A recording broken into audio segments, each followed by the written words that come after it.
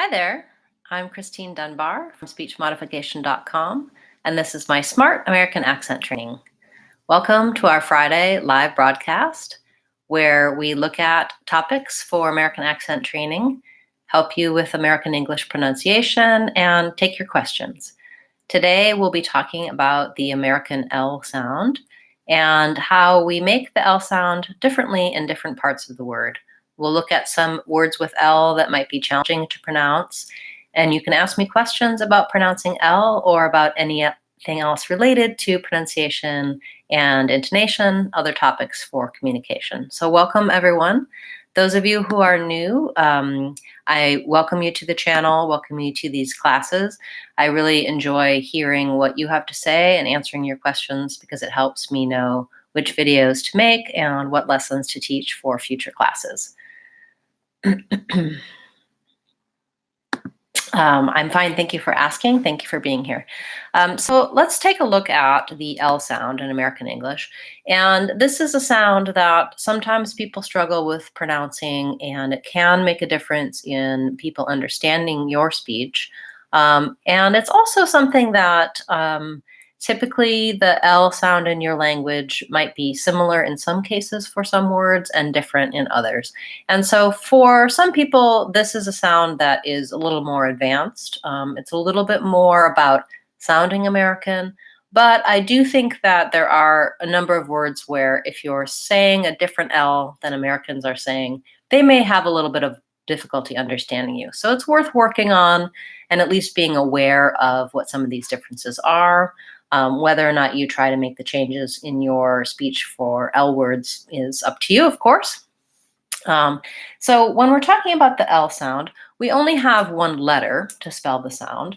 And actually, unfortunately, we also only really have one symbol for the IPA. So in the dictionary, we often will look at, especially with the vowel sounds, what's called the International Phonetic Alphabet, or IPA. And that's where one sound has one symbol. And so, for example, for vowel sounds, when I'm talking about the letter A, I have so many different sounds that the letter A can say. It can say the A sound, it can say the ah sound, it can say the aw sound, it can say the sound. But all of these symbols that you'll find in the dictionary only have one sound that they say. And so that's the IPA, International Phonetic Alphabet, is very helpful for that. Unfortunately, it's less helpful for us with the L sound because in most dictionaries, you'll simply see this L, like a letter L, regardless of which L sound that the word has. So we're going to talk about what's called a light L and a dark L. And this is just an arbitrary label that some people have given to help people understand the difference between these two sounds. I also like to think about it as an initial L. That means at the start of the word. So the initial L is in words like light, like and light, and late. And you'll notice that in my classes and in my online materials, and in my training, I really focus on the common words in English. This is because we use these words for 80% of what we're saying. So it's also helpful to be able to say words like literally or other more complicated, more difficult words, and we will work on those as well. But the bulk of what you say is made up of everyday words. And so if you're able to pronounce those correctly, integrate them into your speech, use the new American patterns for those words, it has a big impact on your overall speech. So that's important to consider. You might find in other courses, other materials, you're going to be seeing words like lion or lizard. And honestly, I don't think you use those words that much. Maybe if you're a zookeeper or you work in a pet store for a lizard. But for your everyday speech, it's not really that useful to be practicing on those words. It's much more practical and useful to practice on the everyday words. So the initial L, then again, simply just means L at the beginning of the word versus medial L or final L. That's the one that is the dark L. Some people call it the dark L. And that just means that medial L is in the middle of the word or final L is at the end of the word. We're going to focus mostly on final today because many of the medial L's function just like the initial L's. So that would be on words like call or tell or sail, etc. Feel. And so the L comes at the end. It's a final L. So sail, it looks like the L is in the middle, but if you think about the sounds in that word, o, sail, the L is the final sound. So when I'm saying final L and initial L, I'm talking about the sounds and not the spelling of the word. Okay, so the purpose of today's class is we're going to look at these two different L sounds, what errors you might have on them, how to correctly say each of them, and then how to bring them into your words and into your speech.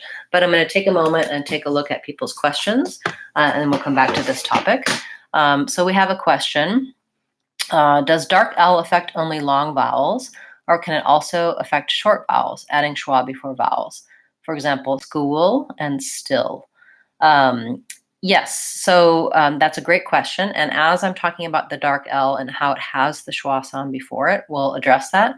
It does affect it. I'll just answer quickly. If I said school with a light L, it would sound like school, school. I would be going right from the U to the U, the front L.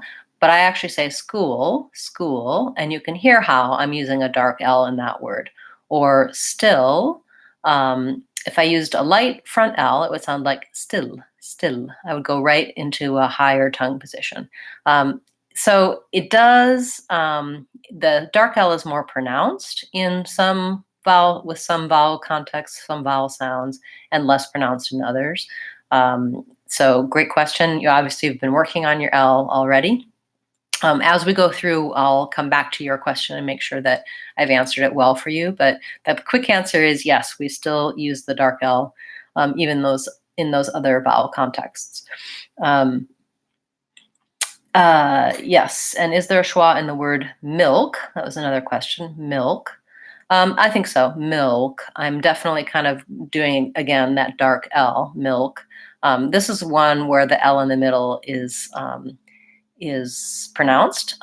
We also can talk today about, there are a lot of words like, for example, salmon or calm, where I don't pronounce any L for those. It does affect how I pronounce the vowel sounds in some cases, and so that's another thing to watch out for. Other silent L's are in words like walk and talk. And again, it's probably spelled with an L because we needed a way to spell that vowel sound. Wa, ah, has the ah vowel. And also because American spelling is very challenging. The English language has many reasons it's spelled the way it is that have to do with the history of the language, where the words come from, and the fact that we don't have one letter for each sound. And so we have to make up combinations of letters to try to make sounds. Susan also requested that I do talk about L in the middle of words, and I think we will talk about that today as well. My point was that in the middle of words, L can do this, or it can be light, or it can be dark. So in the middle of words, the L, it depends on where it falls in the syllable. So if it's after the vowel, like a final L, then it'll be a dark L. And if it's before the L in a syllable, it'll be a light L. And how to know where that syllable breaks, we can talk about that as well. Thank you so much for your questions and for your comments as we go. So let's talk a little bit about these two L sounds. So when I'm making the initial L, my tongue is lifting and touching behind my teeth. And so for most of you, if you have an L in your language, it's made this same way. And some ways I like to tell people to feel how they can feel this is by saying other sounds that are made with the tongue in that position. So for example, if I say the word no, no, I can feel that my tongue goes behind my teeth and touches up for the N sound. No. And when I use an N, my whole tongue touches and it seals off all of the air there. When I say low, it's more just the tip of my tongue, and my tongue is pointier and less of it is touching, but it's in the same spot behind my teeth. Low. And then when I say the word toe, with the American T, toe, I'm also touching just the tip of my tongue behind my teeth, and it's sealing off the air to build some pressure just in one spot, toe. So if you can say no, low, toe, you can feel that spot behind the teeth where we make the front L. So it's fairly simple to put the L on the start of words. If it's a challenging sound for you, you can try just the L sound with one other sound together, like low and lie, lee, lay. Many of those are also words. And just go slowly enough to feel where your tongue is touching. And then, again, I always recommend practicing on those common words like, let, later. What else did I say? Late, and beginning to feel that you're using that tongue position. I'm not going to spend a lot of time talking about the front L because I think for most of you, that L sound is fairly easy. The issue that comes in is when you have to say the L in the middle and the ends of words, that dark L sound. And what happens here is that many people will simply just use the light L or the front L in both positions. So they'll say like, and they'll also say call. And you can hear how when I say that word, it sounds a little accented, it sounds a little different.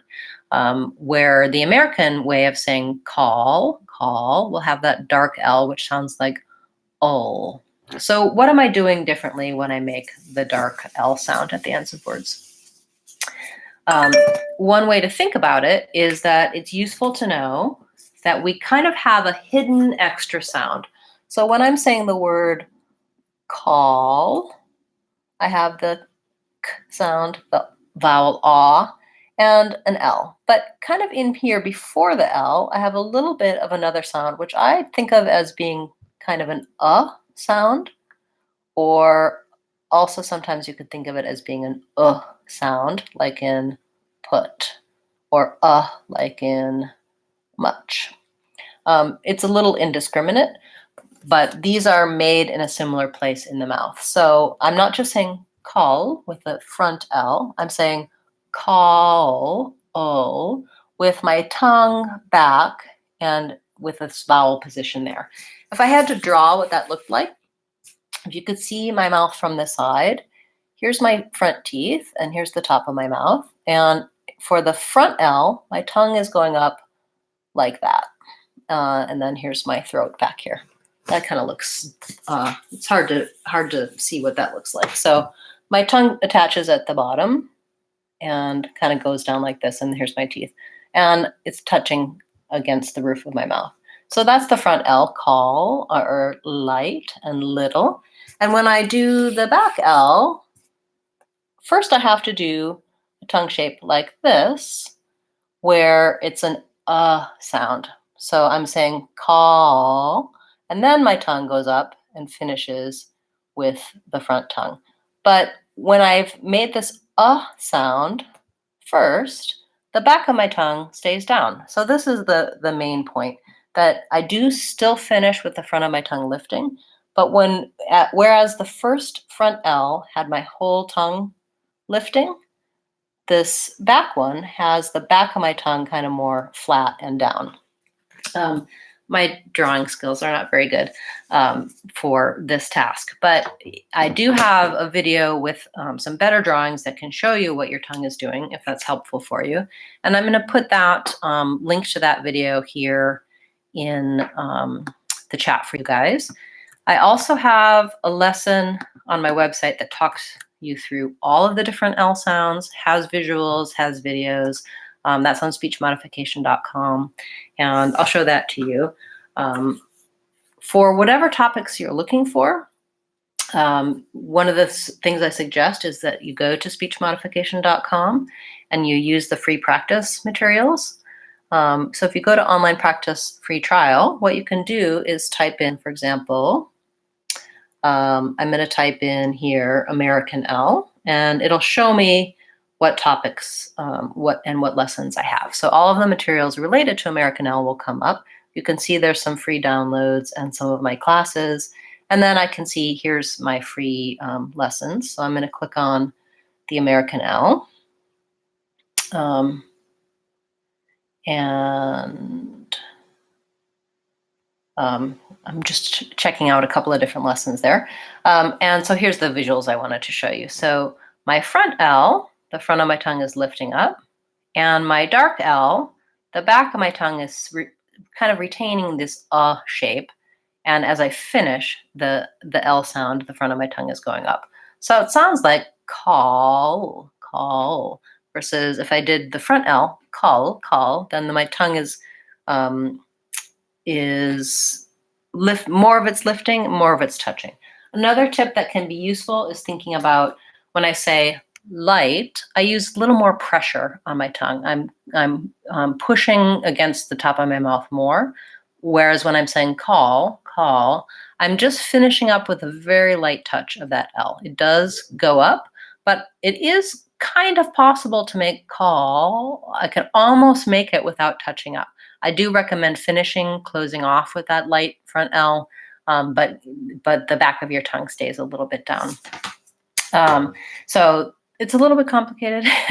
I may not be describing it the best to you here, but we're going to practice and try on some words, and hopefully that will help you as well. We have a question. When we have a word beginning with a vowel after the word which ends in L, such as call in, I think we link those two and say call in, and the L becomes light in cases as such. Is that correct? Yes, very good observation. So when I'm saying I'm going to call in to work, call in, then that functions more like a light L because I link those two, and it's more like call in. I'm going to call in. But in order to get the correct sound for call, when I say it by itself, my dark L is more pronounced. I'm going to call versus I'm going to call in. I'm going to call in. I'm not moving all the way to call in. I'm not moving all the way to a light L. I still need to maintain the back of my tongue down a little bit on this vowel. And then I'm going to stay a little bit longer and be lighter and have more pressure on that L that's linked to call in. Good. So as you note, we do different things depending on the context. And so that's why it's really useful to practice these words first by themselves, to feel the differences, to be able to make those L's, but then to move right into how you actually use the words. There's no point in practicing call by itself for a long time because I'm rarely going to say that word by itself. I'm always going to be speaking in sentences, and so I want to practice in that way. And in order to help you with that, let's do some sentences that you can practice. So for example, I'm going to try feel, and I'm going to think about it as being feel. I'm adding this little Y sound because when I go from the E to the I'm linking those two sounds, yeah, and there's kind of a ya in there. So feel. I'm going to move right into saying feel good, feeling sad, feel it, feel cold, feel hot. So I want to try to bring it into at least some short two-word phrases to begin to use my new pattern in those contexts, as well as making sure that I can say just the word by itself fairly comfortably. So we have a question, when should I use the light L and when the dark L? So we're talking at the beginning that the light L is at the start of words like light, love, lead, letter, and also at the start of syllables. So if there was multiple syllables in a word, like this isn't a common word, I don't know why it came to mind, but oscillate, that functions just like the same L in late, because where the word breaks is ah, si, late. So the L is like the beginning L. And we use the dark L when the L sound comes after a vowel, like after a vowel in the syllable, like call, feel, um, uh, tall. I was also thinking for words like taller and feeler, taller. Where we break those words is here, feeler, taller. And so those function a little bit more like a light L. I would say for any of these ones in the middle, if the word comes from a word that has a dark L, you're still going to have somewhat of that dark L quality to your vowel. The difference being, for example, feel has this sound, feeling, ling. If I just do ling by itself, it's just purely a light L. If I do feeling, yeah, it's mostly light L. There's a little bit of an influence on this vowel. I don't want feeling. I want feeling. There's still a little bit of this quality before my L there. That is pretty detailed, and I wouldn't worry too much unless you're really at the level of very fine detail in working on your American accent, which I know many of you are. Many of you are interested in this topic because hearing those differences, you want your speech to blend in more with American speech, be well understood, and not have that L stand out as sounding different. Let's also look at some common words where the L does one other thing, which is called the syllabic L. And for those of you who just tuned in, I did show this lesson on my website, but I'm going to put the link here for you now too, so you can find it on speech modification.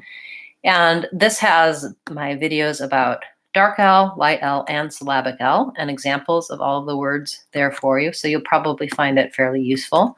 And it's a little more concise than this class where I'm rambling a little bit. So what is syllabic L? So a syllable, as you may know, is the way we break apart a word. And usually a syllable has a consonant and a vowel, or a consonant and a vowel and consonant, or a vowel and a consonant. So it's usually multiple sounds. But when we have something like syllabic L, then it's just one sound that's functioning like a syllable. And so in the case of syllabic L, it tends to have a little bit of a hidden vowel sound, which we already talked about, the or the sound before the L. So examples, words like little or bottle or Seattle. And notice all of these have the flap T before them, the kind of D-like sound. That even though there's only one sound there, the L sound, I'm not saying little with a front L. I'm saying little, O, with that kind of L sound. And so then it kind of functions like its own syllable. I can break it apart here, little.